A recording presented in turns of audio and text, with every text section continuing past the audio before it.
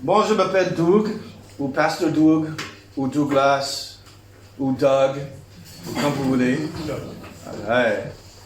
Ça va pas trop le mot Doug en français, parce que ça sent trop comme dog.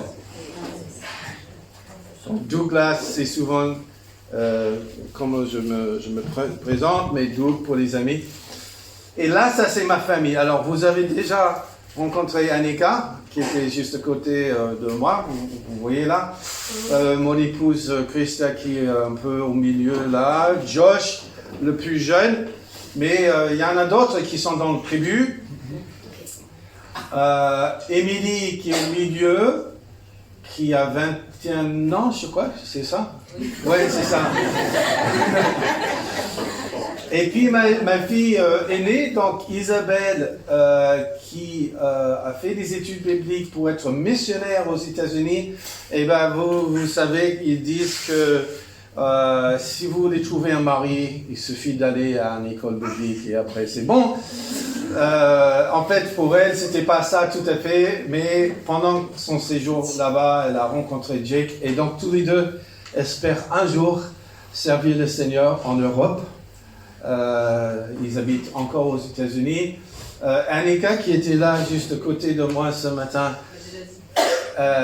elle a fait des études l'année dernière à une école qui s'appelle l'école Pierre. Est-ce que vous avez entendu parler de ça? Est-ce que vous avez vu sur YouTube une vidéo qui s'appelle Promesse ou Guérir? Ah ben, cet après-midi, vous allez regarder. Donc, on dit École Pierre, Guérir, et vous avez trouvé ma fille. Et ce qui est chouette, c'est que Annika, donc là je dis, ton rêve, c'est de soulever une nouvelle génération pour Jésus en France. Voilà. Et mon fils Zachary, donc qui n'est pas là non plus, je ne sais pas c'est le Saint-Esprit qui lui a appris. Et l'année dernière, il s'est transformé en évangéliste un peu hors pair. Partout où il va, il parle de Jésus. Et elle a dit, papa, j'ai envie d'aller dans une école biblique. Donc, il fait ses études dans une école biblique qui s'appelle Moody, qui est aussi aux États-Unis et à Chicago.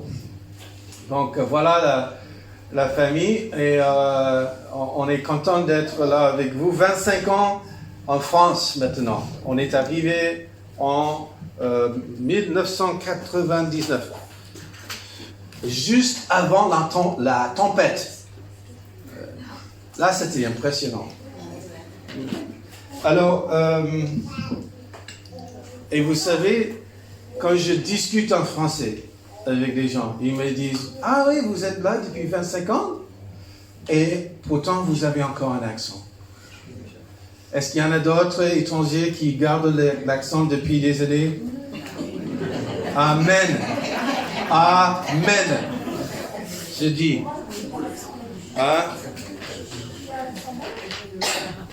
Alors, est-ce que ça vous dérange si je fais un peu ça? Parce que là, je vous vois. Regarde, il y a toute une famille avec le petit. Voilà. C'est un test pour les prédicateurs. C'est un test. Ok. Une des raisons pour lesquelles on a voulu venir en France travailler avec les églises de l'association baptiste, c'était justement parce que nous croyons que Dieu veut faire quelque chose en France. Et qu'aujourd'hui même, il touche des vies. Et quel privilège de pouvoir cheminer avec quelqu'un qui cherche des choses et qui se tourne vers Jésus et il pose toutes sortes de questions et que d'un coup, sa vie change. Parce que ce pourquoi il était en recherche, il a trouvé. Le Seigneur Jésus.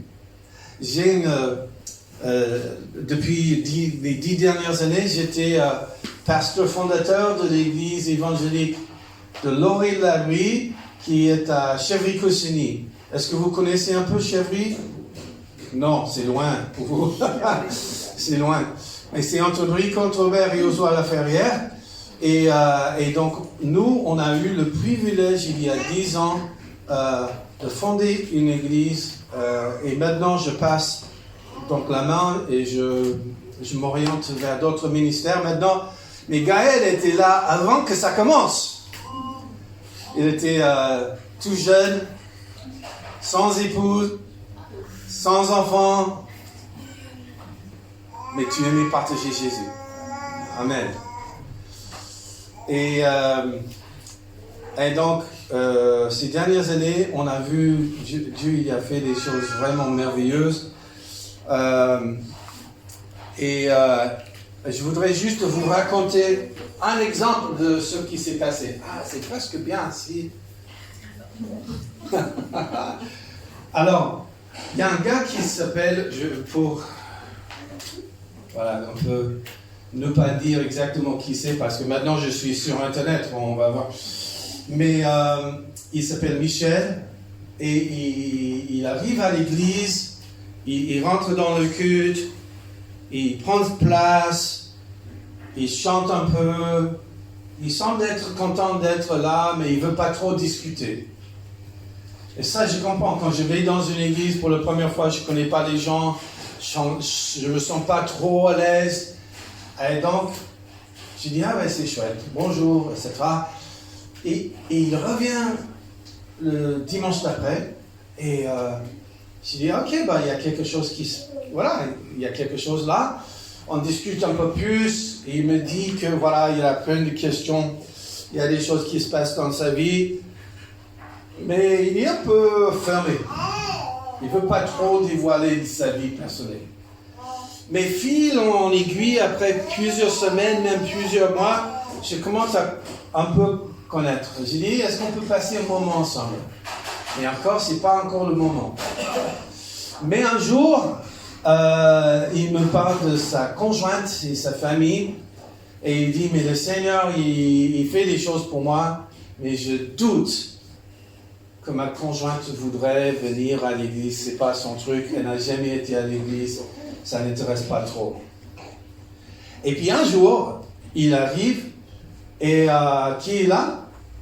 Une dame, là. Parce que je suis futé, j'ai dit, ok, donc Michel plus une dame plus un enfant, c'est peut-être sa famille.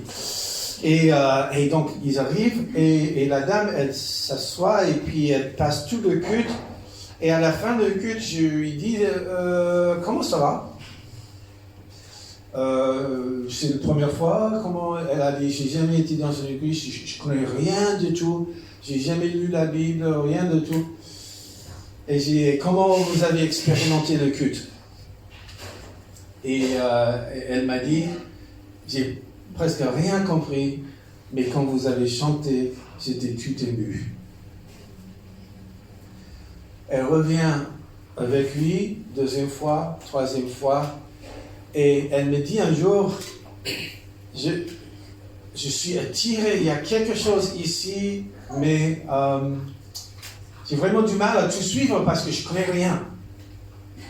Un jour, on fait une étude ensemble, je suis en phase 2, et on regarde alors ce fameux chapitre de la Bible où Jésus discute avec un certain Nicodème. Jean chapitre 3. Et qu'est-ce que Jésus dit à ce gars? Le gars, il vient vers Jésus, il dit, Jésus, qu'est-ce que je dois faire pour avoir la vie éternelle? Et Jésus dit quelque chose que le gars, il n'a pas attendu. Il dit, si tu veux voir le royaume des cieux, il faut que tu sois né de nouveau. Donc on a regardé ce passage ensemble et j'ai expliqué bien que Dieu, il peut nous parler, il peut nous attirer, mais si on veut vraiment la vie de Jésus en nous, il faudrait qu'on soit né de nouveau. Et donc, à la fin de l'étude, j'ai posé la question tout simplement, pour vous, tous les deux, qui est Jésus? Est-ce qu'il est quelqu'un d'intéressant? Qui est-il? Et tous les deux, ils disaient, Jésus est notre Messie et on veut le suivre et on a mis notre foi en lui. Je dis, mais là, il n'y a rien de mieux. Il n'y a rien de mieux de partager Jésus avec quelqu'un qui découvre pour lui-même la vie éternelle. Et depuis ce moment-là, la vie de ce couple a complètement été transformée. Et semaine après semaine, je vois que le Seigneur est à l'œuvre dans leur vie. Et peut-être pour vous aussi. Jésus, un jour, a touché vos vies et vous vous dites, mais moi, je place ma foi en Jésus. Alors, la question que j'ai pour vous ce matin, c'est que, étant donné qu'on a mis notre foi en lui, est-ce que ça c'est tout ou est-ce qu'il y a une suite? Et s'il y a une suite, qu'est-ce que je dois expliquer à ce couple qui met pour la première fois le foi en Jésus? Alors, ce matin, c'est exactement le sujet qu'on voudrait regarder ensemble. Alors, je vous dis que Jésus a un plan pour nos vies, pour ses enfants. Romains 8, 29 dit ceci. Ceux que Dieu a connus d'avance, il les a aussi destinés d'avance à devenir conformes à l'image de son Fils, afin que celui-ci soit l'aîné de nombreux frères.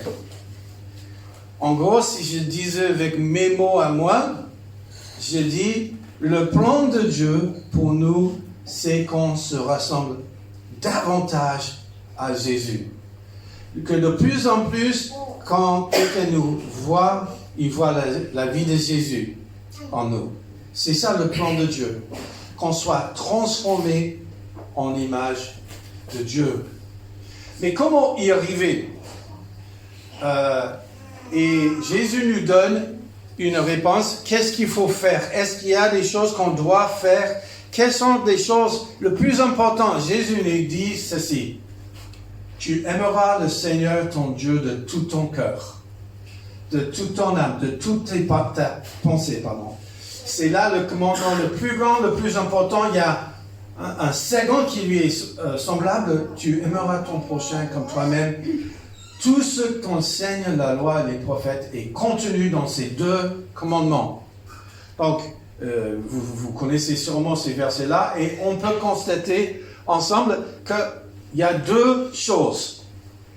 Aimer le Seigneur de tous nos cœurs, et puis aussi aimer nos prochains. Aimer Dieu, aimer nos prochains. Si on veut aller plus loin avec Dieu, ça commence par là. Aimer le Seigneur de tous nos cœurs et aimer nos prochains. Alors, comment faire? Il y a un gars qui s'appelle Dawson Trotman qui a fondé un ministère il y a, je ne sais pas combien d'années, 100 ans, 120 ans. Et il a expliqué à ceux qui voulaient suivre le Seigneur que pour avancer avec le Seigneur, c'est comme une roue, en fait. Alors, il disait, on ne veut pas mettre un bâtiment, etc. On veut une roue parce qu'une roue, ça tourne, ça avance. Et donc, il a dit, si on veut une vie en Christ fructueuse, il y a 5 éléments. Donc, il y a Jésus qui est au centre. Il y a un aspect vertical, aimer le Seigneur, ton Dieu, qui est par la prière et la parole, et qu'il y a un aspect horizontal, nos relations avec les uns les autres, et ça c'est la communion fraternelle, tout ce qui concerne l'Église, et puis le témoignage, donc c'est nos relations avec ceux de l'extérieur. Et donc, bien sûr, il y a beaucoup de détails sur l'un ou l'autre, mais on peut regarder les choses très simplement. 5 éléments. Christ au centre, aspect vertical, notre relation avec Dieu, et l'aspect horizontal, nos relations avec nos prochains. Ça, c'est pas mal, ça. Et donc, l'idée, c'est que il nous faut tous ces éléments-là pour que la roue avance. Si on enlève le Christ au centre, ça ne marche pas. si on est très fort en prière et témoignage, mais pas en communion fraternelle ou la parole, ça ne marche pas non plus. Il nous faut les 4 éléments, ou les 5. Et puis, ce qu'on peut constater, il y a très peu de gens qui sont très forts dans tous les domaines. Et c'est là où ça nous donne une certaine marge pour aller plus loin avec Dieu, voilà, de croissance. Et donc ce matin, ce qu'on va regarder, donc c'est le premier élément, Christ au centre de nos vies. Donc voici la question, la vie de disciple, sa vie en Christ.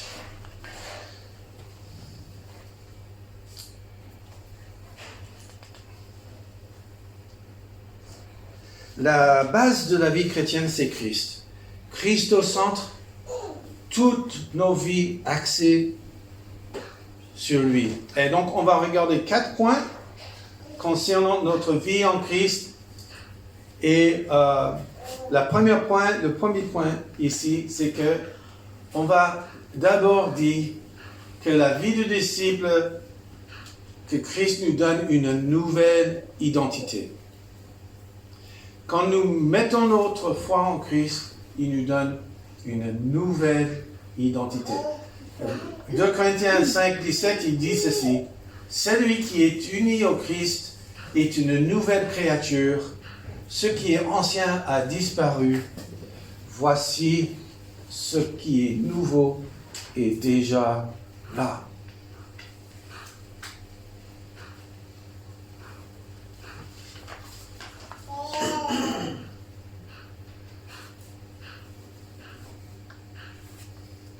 Excusez-moi, ma page. Excuse. Ok.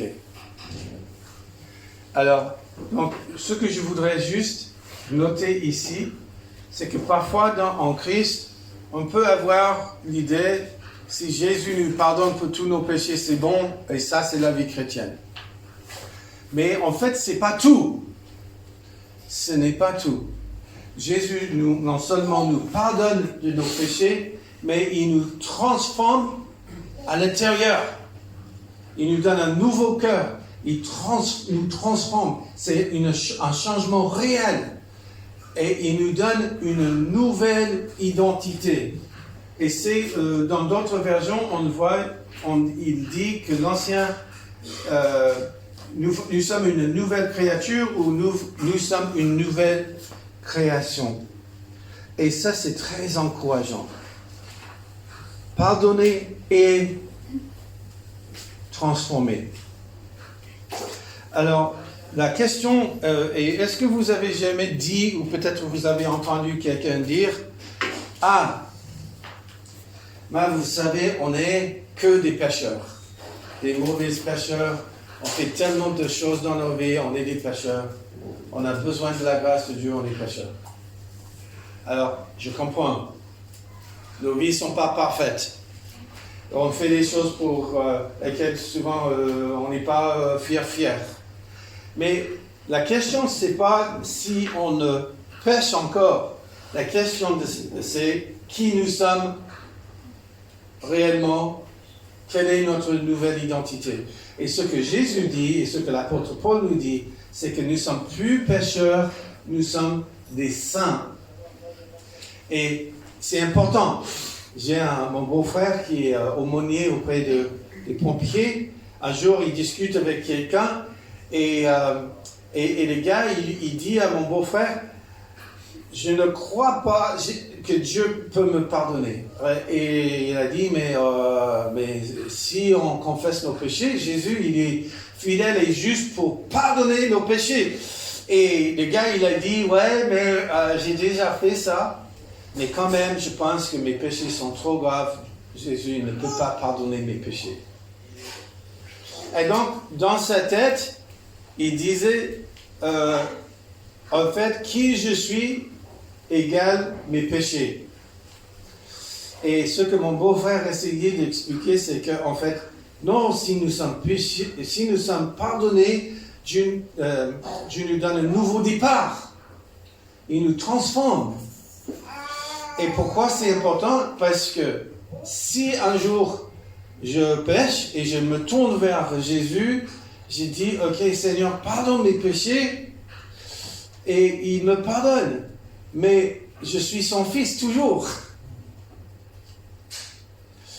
Mais si je me vois, même si je suis fils, voilà, de Dieu, il me donne sa vie, si je me vois comme pécheur, mon identité, si je fais quelque chose de mal, ça renforce l'image que j'ai de moi-même. Ah, je ne suis que rien. Et donc, la prochaine fois que la tentation arrive, je serai tenté à faire quoi? Je serai tenté à faire ce que mon image me dit. Je ne peux pas résister à ce péché parce que, en fait, je ne suis que pécheur. Mais Dieu, il ne dit pas ça. Il dit, nous sommes des enfants de Dieu, nous sommes des nouvelles créations, et si on le pêche, il va nous pardonner, mais ça ne change en rien qui nous sommes réellement à l'intérieur. Donc c'est super puissant ça. Et donc ça c'est la première chose. Notre identité en Christ, fermement ancrée. La deuxième chose qui nous dit, en Galates 2, il dit, c'est pas moi qui vis, c'est Christ qui vit en moi. Ma vie en tant qu'homme, je la vis maintenant dans la foi au Fils de Dieu qui, par amour, pour moi, s'est livré à la mort à ma place. Donc non seulement j'ai une nouvelle identité, mais j'ai une nouvelle source de vie. Et ça aussi, c'est super important parce qu'imaginons que Dieu il dit, ok, t'as péché, je te pardonne, mais débrouille-toi. Ça serait horrible. Mais qu'est-ce qu'il fait lui? En fait, il met sa vie en moi. Il est en moi. Sa présence est en moi. Toute la force de Christ est disponible. Et donc, il ne dit pas, débrouille-toi. Il a dit, je suis avec toi. Mets ta foi en moi, parce que c'est plus moi qui vis, mais c'est Christ qui vit en moi. Alors, on va résumer. Christ est en moi, il est pour moi, il s'est donné pour nous, il me fortifie, sa vie se manifeste en moi. Alors, est-ce qu'on le croit? Il y a une troisième chose. Jésus nous donne maintenant tout ce qu'il faut pour que l'Esprit de Dieu produise les bonnes choses dans nos vies. Jean chapitre 15, il dit, je suis le cep de la vie, c'est Jésus qui dit, vous êtes les serments, celui qui demeure en moi et en qui je demeure portera du fruit en abondance. Car sans moi, vous ne pouvez rien faire. Alors, parfois, les gens, ils me disent un truc comme ça. Je sais donc que ma vie n'est pas parfaite, j'ai des soucis dans ma vie. Et je vais revenir au Seigneur, revenir à l'église une fois que j'ai mis tout en ordre. Est-ce que vous avez entendu ce genre de discours? Donc, j'ai une vie qui n'est pas glorieuse, je vais mettre les choses en ordre et après ça va être bon. C'est pas l'ordre, c'est pas le bon ordre en fait. Parce que qu'est-ce que Jésus dit? Sans moi, tu peux rien. Donc quelle est la solution en fait? Si on veut voir les choses, des belles choses qui sortent de nos vies, il faut qu'on soit attaché à Jésus. Si nous ne sommes pas attachés, comment il va produire les choses dans ma vie? Donc, nouvelle identité, je ne suis plus la personne que j'étais. Christ, il vit en moi, et quand nous demeurons en Christ, il produit les choses en moi. Vous voyez pourquoi c'est tellement important d'avoir Jésus au centre de nos vies? Parce que sans cet axe-là, c'est impossible. Et donc, Jésus, il va produire toutes sortes de belles choses dans nos vies. Alors, parfois, on divise nos vies en deux parties. On dit, j'ai la partie de ma vie, c'est la partie qui, voilà, comment dirais-je, c'est ma vie avec Jésus, c'est la foi, c'est l'Église, c'est le moment où je lis la Bible. Donc ça, c'est la partie spirituelle. Et puis, une autre partie, c'est mon boulot, c'est tout ce que je fais en tant que maman ou papa, c'est ce que je fais au travail. Donc ça, c'est la partie séculière. J'ai la partie avec Jésus, la partie spirituelle, et puis j'ai la partie autre. Et petit sondage, est-ce que Jésus est avec nous quand nous sommes dans le métro? Est-ce que Jésus est avec nous quand nous sommes face à un client? Et donc, en fait, il n'y a pas de vie. La vie de Jésus en nous, la partie spirituelle, c'est non seulement le dimanche, mais c'est tous les jours, 24 heures sur 24 heures. Et donc, cette promesse-là que Jésus produit de bonnes choses en nous, ça s'applique aussi quand nous sommes dans le quotidien. Voilà, Jésus, il veut produire de bonnes choses en nous. Alors, donc là, les trois choses que j'ai mentionnées là, qui nous donnent une nouvelle identité, qu'il est la source de nos vies, qui va produire les choses. Donc ça, c'est toutes les choses que Jésus fait pour nous. C'est pas mal. C'est déjà pas mal. Mais il y a un autre point ici où ils disent, celui qui m'aime, c'est Jésus. Vraiment, c'est celui qui retient mes commandements et les applique. Mon Père aimera celui qui m'aime, et moi aussi je lui témoignerai de mon amour et je me ferai connaître à lui.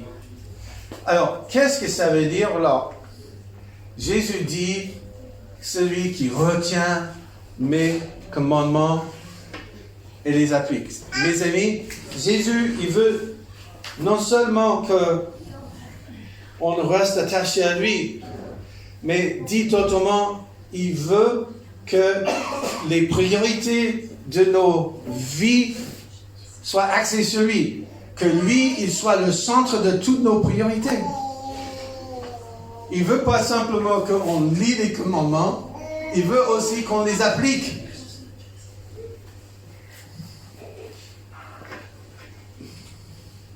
Aimer Dieu, c'est plus qu'un sentiment. C'est plus qu'une expérience qu'on peut avoir avec lui. C'est une vie où toute notre vie est alignée sur lui. Quand Jésus nous donne des principes à vivre ou des promesses à saisir, c'est pas facultatif. Quand nous retenons ces commandements, c'est pour les mettre en pratique. C'est une façon très concrète pour dire à Jésus, Jésus, je t'aime. Tes voies sont les meilleures. Je veux marcher avec toi. Alors, on peut dire, mais comment je peux faire ça? C'est lourd tout ça. Je ne sais pas si je suis à l'auteur. Et franchement, je peux le dire moi-même. Je sais que je suis humain, quoi. Je ne sais pas. Et voici la promesse que Jésus nous dit. Il dit ceci en Tite, chapitre 2. Il dit que la grâce de Dieu s'est révélée comme une source de salut pour tous les hommes. Elle nous éduque et nous amène à nous détourner de tout mépris de Dieu et à rejeter les passions des gens de ce monde. Ainsi, nous pourrons mener dans le temps présent une vie équilibrée, juste et pleine de respect pour Dieu. En attendant que se réalise notre bienheureuse espérance, la révélation de la gloire de Jésus-Christ, notre grand Dieu et Sauveur. Ben, c'est fort. Je voudrais juste mentionner 2-3 choses dans ce passage. C'est la grâce de Dieu qui fait beaucoup de choses dans nos vies. Donc, la grâce de Dieu nous éduque. C'est une source de salut. Et grâce à cela, il nous aide à mener une vie équilibrée, juste et pleine de respect pour Dieu. Les amis, c'est pas comme Dieu, il dit, ok, je suis dans vos vies, mettez-moi au centre de toutes vos préoccupations et après débrouillez-vous. Non. En fait, c'est une autre façon de dire ce qu'on a lu déjà dans Jean 15. C'est la grâce de Dieu qui veut nous amener plus loin. Alors, il y a une deux dernières choses que je voudrais juste dire avant de terminer ce matin.